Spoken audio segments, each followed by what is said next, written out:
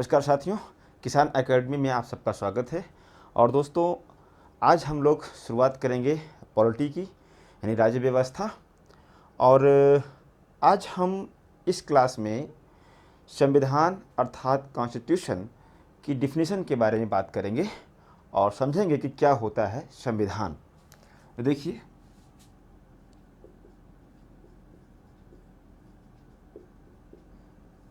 संविधान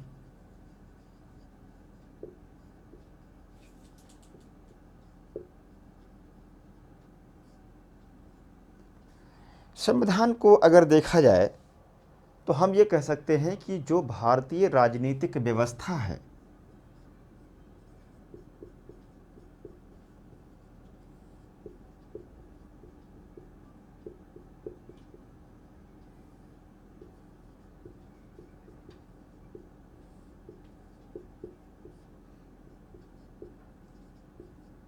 को चलाने का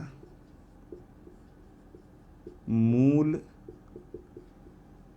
नियम है। ठीक, जो भी भारत की राजनीतिक व्यवस्था है उसको चलाने का एक नियम है। देखेंगे जो संविधान होते हैं दोस्तों, अगर वैश्विक स्तर पर हम देखें तो ये दो प्रकार के होते हैं। एक होता है लिखित संविधान,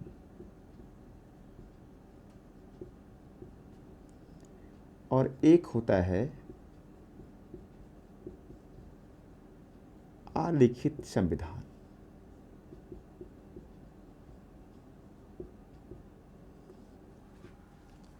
लिखित संविधान से आशय ये होता है कि ऐसा देश जहाँ पर संविधान का अधिकांश हिस्सा लिखित है।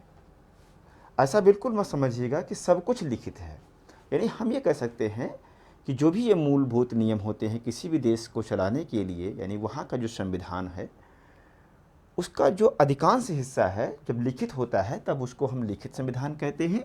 और जिस देश में संविधान का अधिकांश हिस्सा अलिखित होता है उसको हम अलिखित संविधान कहते हैं। जैसे अगर आप देखेंगे कि यूएसए है, नाइजीरिया है, भारत है, यहाँ लिखित संविधान पाया जाता है। वहीं अलिखित संविधान अगर कहें तो ब्रिटेन है, इज़राइल इत्यादि। तो ये लिखित और अलिखित तो होता है। मूलभूत नियम है चलाने का। और ध्यान दीजिएगा कि इसमें 4 लोग हैं। एक तरफ व्यक्ति, नागरिक,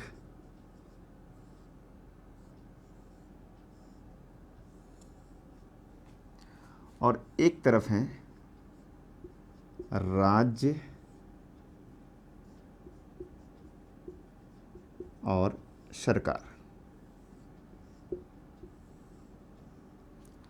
इसमें हमने 4 टर्म प्रयोग किया: व्यक्ति, नागरिक, राज्य और सरकार। एक एक को समझने का प्रयास करते हैं कि व्यक्ति क्या है, नागरिक क्या है। देखिए दोस्तों, मान लीजिए कि ये हमारा देश है। इस देश में रहने वाले समस्त लोग, इस देश में रहने वाले समस्त लोग व्यक्ति कहे जाते हैं। क्लियर? लेकिन इसी में कुछ ऐसे विशेष व्यक्ति होते हैं जिनको कुछ विशेष अधिकार मिल जाते हैं, उनको हम सिटीजन, नागरिक कहते हैं। मतलब क्या है कि सभी नागरिक व्यक्ति तो होते हैं लेकिन सभी व्यक्ति नागरिक नहीं होते। हमारे देश में रहने वाला छोटा बच्चा हो, चाहे कोई बुजुर्ग हो, युवा हो, महिला हो, कोई हो, सब के सब व्यक्ति की श्रेणी में शामिल किए जाते हैं। लेकिन जो नागरिक हैं उन्हीं व्यक्तियों में से कुछ विशेष लोग हैं जिनको एक निश्चित अवस्था के बाद कुछ राजनीतिक और कुछ नागरिक अधिकार प्रदान कर दिए जाते हैं। जैसे आप देखेंगे कि आर्टिकल 15, 16, 19, 29, 30 ये कुछ ऐसे अनुच्छेद हैं फंडामेंटल राइट के, मूल अधिकार के, जो केवल नागरिकों के लिए हैं। बाकी जो मूल अधिकार के अनुच्छेद हैं वो दोनों पर लागू होता है, व्यक्ति और नागरिक पर। यानी कि नागरिक एक प्रकार से विशेष व्यक्ति है। क्लियर? अब अगर हम राज्य को देखें कि राज्य क्या है, तो राज्य 4 चीज़ों से मिलकर के बनता है। मुख्य 4 बातें हैं इसमें, देखिएगा। यहां पर मैं क्लियर कर दूं कि जो ये राज्य की बात हो रही है, ये आपके उत्तर प्रदेश, बिहार, मध्य प्रदेश की बात नहीं हो रही है। यहाँ पर राज्य शब्द प्रयोग किया गया है देश के लिए, इंडिया के लिए प्रयोग किया गया है। तो राज्य में 4 बातें होती हैं। वो 4 बातें कौन सी हैं देखिए। मान लीजिए कि ये कोई एक स्टेट है, राज्य है।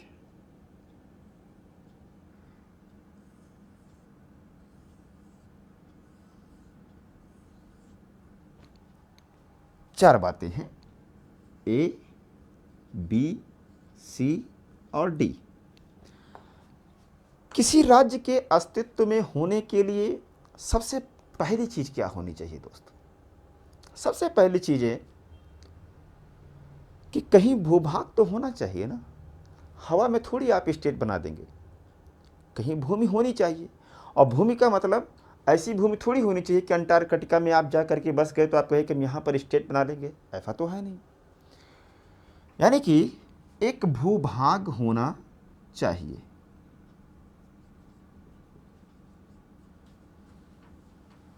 पहली चीज। दूसरी चीज, आप चंद्रमा पे जा करके कब्जा कर लीजिए, या भारत जा करके वहाँ कब्जा कर ले कुछ एरिया और कह दे कि हम यहाँ पर एक नया स्टेट बना दिए, तो इससे थोड़ी होगा। वहाँ पर रहने के लिए अनुकूल दशा भी तो होनी चाहिए। आप देखिए, चाहे इंडिया हो, यूएसए हो, यूरोपियन कंट्री हो, बहुत सारे लोग अंटार्कटिका में हो, आर्कटिक क्षेत्र में हो, बहुत सारे अपने स्टेशन बना के रखे हैं। तो इसका मतलब ये थोड़ी है कि वो वहाँ पर अपना एक स्टेट बना के रख रहे हैं, वो देश डेवलप हो गया। नहीं, ऐसा क्षेत्र होना चाहिए जहाँ पर जनसंख्या भी हो। वीरान क्षेत्र नहीं होनी चाहिए। जनसंख्या, यानी एक स्टेट के लिए, एक राज्य के लिए 2 चीज़ें हमने बताई, एक तो भूभाग, दूसरा जनसंख्या होना चाहिए। तीसरी चीज इसमें क्या है, भूभाग हो गया, जनसंख्या हो गई, यहां पर एक सरकार होनी चाहिए। अब वो सरकार कैसी होगी डजंट मैटर।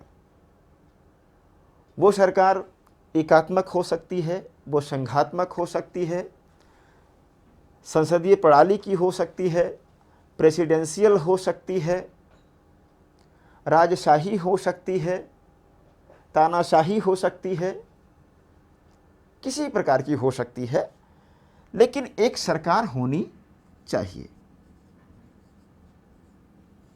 गवर्नमेंट होनी चाहिए। ये 3 बेसिक बात है। लेकिन अगर हम ये कह दें कि ये 3 चीज़ें व्यक्ति का शरीर हैं, तो केवल शरीर से काम नहीं चलेगा, उसमें आत्मा का होना बहुत ज़रूरी है। और इनमें चौथी चीज़ें, या आप इसको, चलिए नंबर का कोई मतलब नहीं है इसमें, यहीं से कर लीजिए, एक होना चाहिए संप्रभुता। ये बहुत ही इंपॉर्टेंट है, संप्रभुता। हमने कहा कि ये एक प्रकार से आत्मा है किसी राज्य के लिए। इन तीनों के होने के बावजूद अगर संप्रभुता नहीं है तो वो स्टेट नहीं कहा जाएगा। संप्रभुता क्या है? राज्य की वह सर्वोच्च इच्छा जिसके द्वारा वो अपने देश के भीतर कोई भी कानून, नियम बना सकता है और साथ ही साथ अंतर्राष्ट्रीय स्तर पर पूरी स्वतंत्रता के साथ अंतर्राष्ट्रीय संबंधों का निर्वहन कर सकता हो, तो उसको हम संप्रभु राष्ट्र बोलेंगे। मतलब इसको एग्जाम्पल समझिए, भारत है, अब भारत पाकिस्तान के साथ वार्ता करेगा नहीं करेगा ये भारत तय करेगा। यूएसए तय नहीं करेगा, रसिया तय नहीं करेगा। भारत की मर्जी होगी बातचीत करेगा, भारत की मर्जी होगी बातचीत नहीं करेगा। देश के भीतर हम कोई भी कानून बना सकते हैं, हम CAA लेकर के आए, चाहे कोई भी कानून देश में बनाए, ये हमारी मर्जी है। हम किसी के कहने से कोई कानून देश में नहीं बनाएंगे। यानी कुल मिलाकर के बात ये है कि हमारी मर्जी के बिना किसी भी बाहरी देश का हम हस्तक्षेप बर्दाश्त नहीं कर सकते अपने मामलों में। यानी आंतरिक मामलों में और बाह्य स्तर पर हम पूरी तरह से स्वतंत्र हैं निर्णय लेने के लिए। तो उसी को हम कहते हैं संप्रभुता। तो ये चार चीज़ें अगर हैं तो उसको हम कहेंगे स्टेट, और भारत एक राज्य है। अब बात आती है सरकार की। तो सरकार क्या है? सरकार में दोस्तों तीन बातें होती हैं।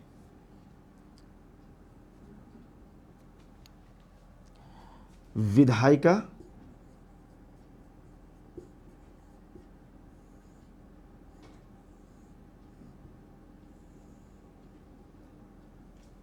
लेजिस्लेचर,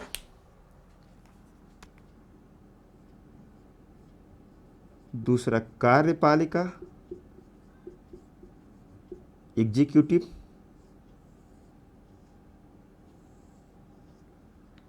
और तीसरा है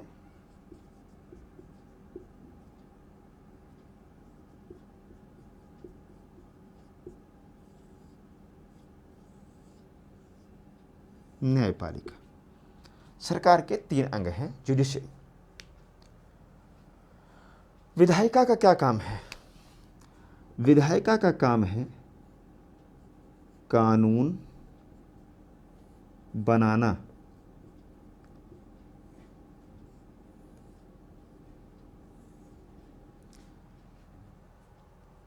कानून बनाने का काम विधायिका करती है। और इसमें कितने लोग होते हैं? तीन लोग होते हैं,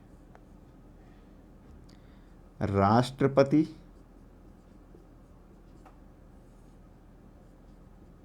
लोकसभा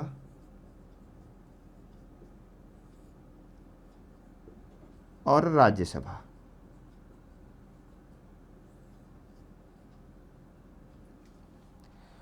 ये तीनों लोग मिल करके देश के लिए कानून बनाने का काम करते हैं।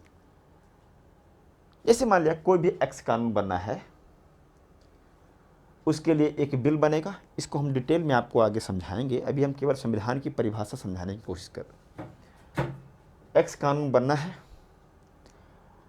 विधेयक बनेगा, लोकसभा या राज्यसभा में इंट्रोड्यूस किया जाएगा, जैसा भी होगा, दोनों जगह से पास हो गया, प्रेसिडेंट के पास जाएगा। प्रेसिडेंट जिस दिन इस पर हस्ताक्षर कर देगा वो कानून देश में बन जाएगा। तो कार्यपालिका का कार्य क्या है?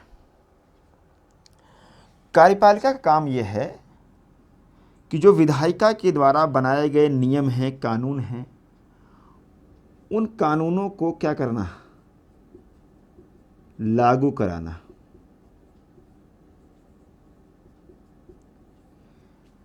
इनमें दो लोग मिल करके लागू करते हैं। जैसे आप देखेंगे कार्यपालिका दो प्रकार की होती है। एक होती है राजनीतिक कार्यपालिका,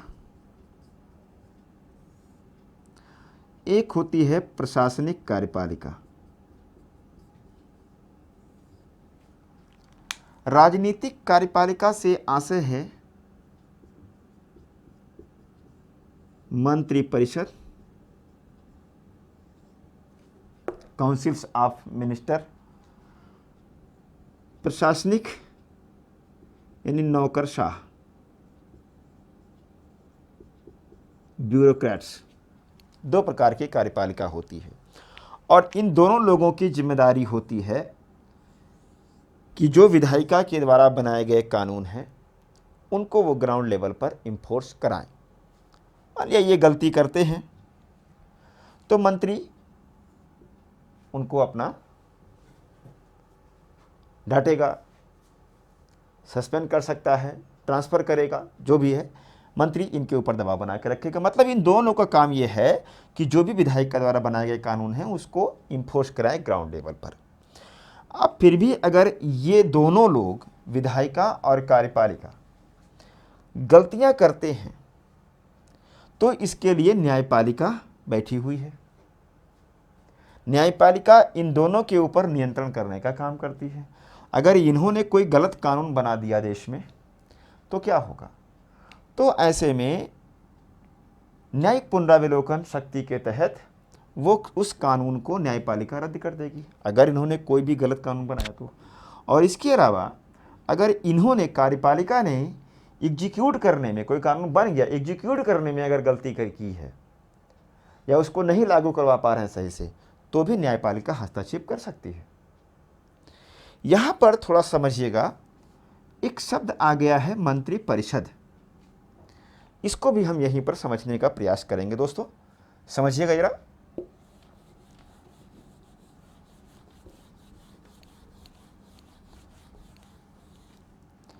मंत्री परिषद क्या होती है?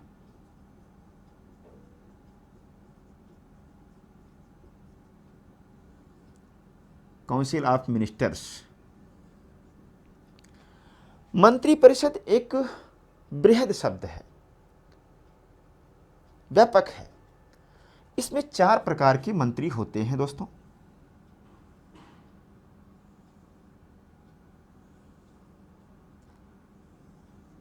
नंबर 1, नंबर 2, नंबर 3 और नंबर 4। 4 प्रकार के मंत्री। जो पहला प्रकार का मंत्री होता है इसको कहते हैं कैबिनेट मंत्री।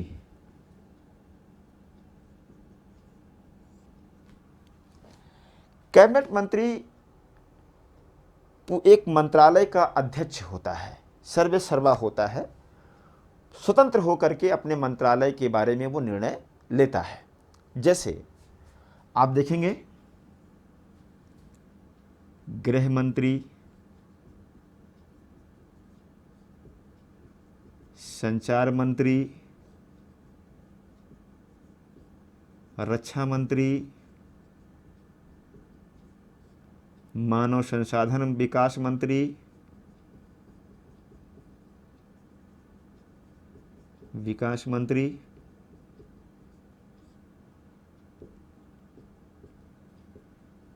इत्यादि। ये सब क्या है? ये सब अपने मंत्रालय के पूरी तरह से एक प्रकार से हेड होते हैं, अध्यक्ष होते हैं। कोई भी निर्णय वो अपने मंत्रालय संबंधित काम है तो ले सकते हैं। ये नंबर 2 प्रकार का मंत्री होता है, इसको कहते हैं राज्य मंत्री स्वतंत्र प्रभार।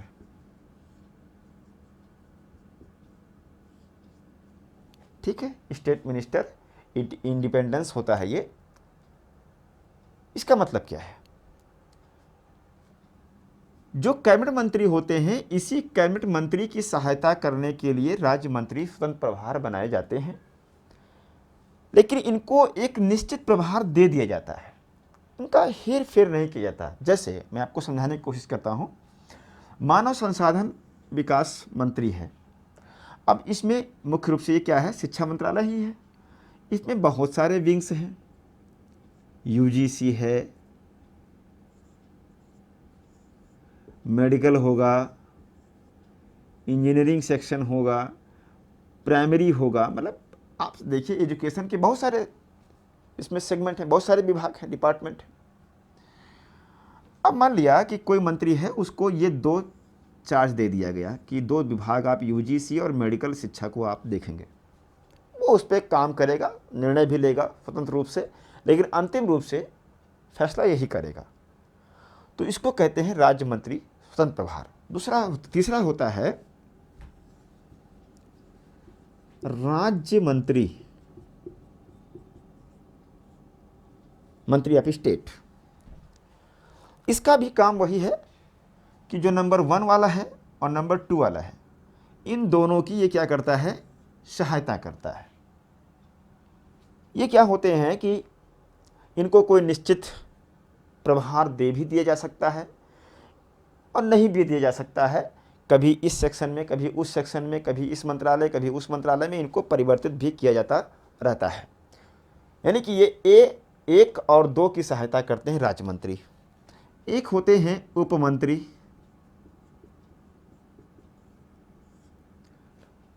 उप मंत्री का काम भी वही इन तीनों की सेवा, यानी तीनों की सहायता करता है चौथा वाला। तो कुल मिलाकर के सर्वे सर्वा कौन है इसमें? कैबिनेट मंत्री है। मंत्री परिषद से आशय यह है कि ये चारों प्रकार के मंत्रियों का जो समूह है हमारे देश में, उसको हम मंत्री परिषद कहते हैं। लेकिन जो ये मंत्री है, कैबिनेट मंत्रियों का जो समूह होता है दोस्तों, जो ये समूह होता है, इसको हम कहते हैं मंत्री मंडल। ये 2 शब्द हैं आपके सामने, मंत्री परिषद, मंत्रिमंडल में क्या डिफरेंस है? मंत्री परिषद का मतलब सभी प्रकार के मंत्रियों का समूह, और मंत्रिमंडल का मतलब ये होता है केवल कैबिनेट मंत्रियों का जो समूह होता है उसको हम मंत्रिमंडल कहते हैं। ध्यान दीजिएगा कि मंत्री परिषद एक बड़ा आकार है, इसमें बहुत सारे मंत्री हैं, लेकिन ये देखा जाए 2, 3, 4 ये सब इसी के अंडर में काम करते हैं। तो बाद में एक नियम बनाया गया, रूल ऑफ बिजनेस के तहत, यानी सरकार के कार्य करने के तरीके के अंतर्गत एक नियम बनाया गया। आगे चर्चा करेंगे जब संविधान में हम मेन स्ट्रीम में जाएंगे तो, कि मंत्री परिषद का जो निर्णय है उसको लेने में देरी होती है, क्योंकि आकार बड़ा है, बहुत सारे मंत्री हैं, बैठने में, सोचने में, समझने में, सब एक राय होने में समय लगता है। इसलिए बाद में एक नियम बनाया गया कि मंत्रिमंडल का निर्णय ही मंत्री परिषद का निर्णय माना जाएगा। क्यों? क्योंकि सब जितने भी ये कैबिनेट मंत्री हैं इसी के अंडर में ये तीनों काम करते हैं। तो इसलिए मंत्रिमंडल जो निर्णय ले लेगी उसी निर्णय को मंत्री परिषद का निर्णय माना जाएगा। ठीक है। इसके अलावा आप देखेंगे दोस्तों, हमारे यहाँ न्यायपालिका है, और न्यायपालिका के बारे में समझिएगा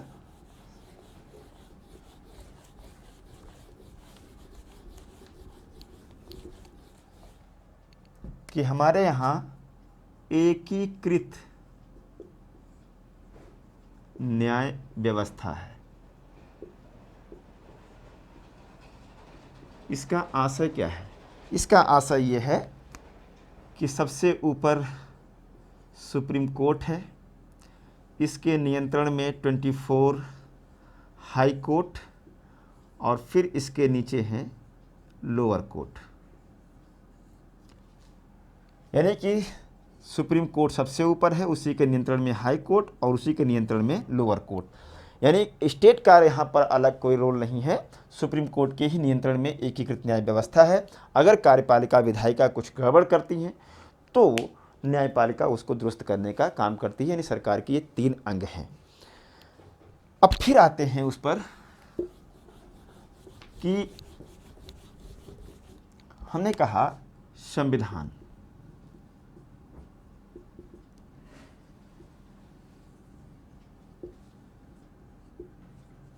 व्यक्ति / नागरिक,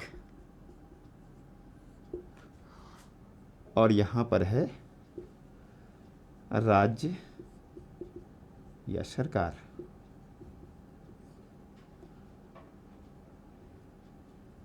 ठीक है।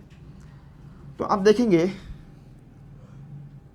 व्यक्तियों के लिए कुछ अधिकार हैं, जैसे फंडामेंटल राइट, संविधान में ही सब है।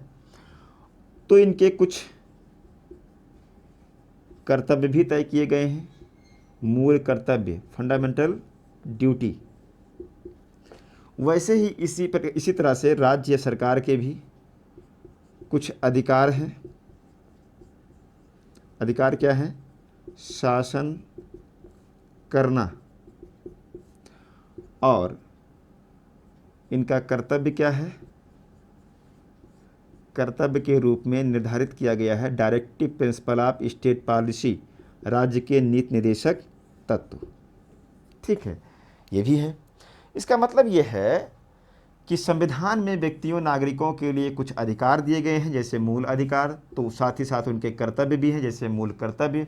उसी प्रकार से राज्य सरकार के भी कुछ अधिकार हैं जैसे शासन करना, और तो इनके कर्तव्य भी कुछ हैं जनता के प्रति जिनको हम राज्य के नीति निर्देशक तत्व कहते हैं। तो अब पूरी बात को देखिए, अगर हम संबंधों की बात करें इस संविधान में तो बहुआयामी संबंध पाए जाते हैं। किसके बीच में? व्यक्ति नागरिक के बीच में संबंध बन सकता है, व्यक्ति राज्य के बीच में हो सकता है, नागरिक सरकार के मध्य में हो सकता है, व्यक्ति सरकार के मध्य में। यानी कुल मिलाकर के हम अगर इसकी परिभाषा की बात करें संविधान की, अब आप नोट कर लीजिएगा संविधान की परिभाषा पूरी तरह से क्या लिखेंगे हम लिखेंगे कि संविधान एक ऐसा लिखित दस्तावेज होता है। अगर आप इसको विश्व के कंसेप्ट में लिखना चाहते हैं तो आप लिखित अलिखित आप लिख करके कर लीजिएगा। तो संविधान एक ऐसा लिखित या अलिखित कानूनी दस्तावेज है जिसके द्वारा देश की समस्त राजनीतिक व्यवस्था को सुचारू रूप से चलाया जाता है। इसमें व्यक्तियों, नागरिकों, राज्य या सरकार को कुछ अधिकार हैं, तो साथ ही साथ इनके कुछ कर्तव्य भी हैं। इसके अलावा इसके अंदर या इसमें व्यक्तियों, नागरिकों, राज्य और सरकार के मध्य बहुआयामी आधारों पर संबंधों को बताया जाता है जिससे देश की समस्त राजनीतिक व्यवस्था सुचारू रूप से चलाई जाती है। तो ये आपकी हो गई परिभाषा। संविधान क्या है, मेरे हिसाब से आपको परिभाषा समझ में आ गई होगी। कोई दिक्कत होगी तो आप तुरंत हमसे संपर्क कीजिए। मिलते हैं फिर अगली क्लास में। अभी हम 8-10 क्लासें 12 क्लासें कम से कम ऐसी लेंगे जो आपका बेस बनाएगा, ठीक है। तो कम से कम 10-12 क्लास के बाद आपका प्रस्तावना शुरू होगा। तो बहुत ही कायदे से ये बहुत इंपॉर्टेंट चीज़ें हैं, सब कुछ समझ लेंगे तो आगे पढ़ना आपके लिए बहुत ईजी हो जाएगा। मिलते हैं अगली क्लास में। Thank you.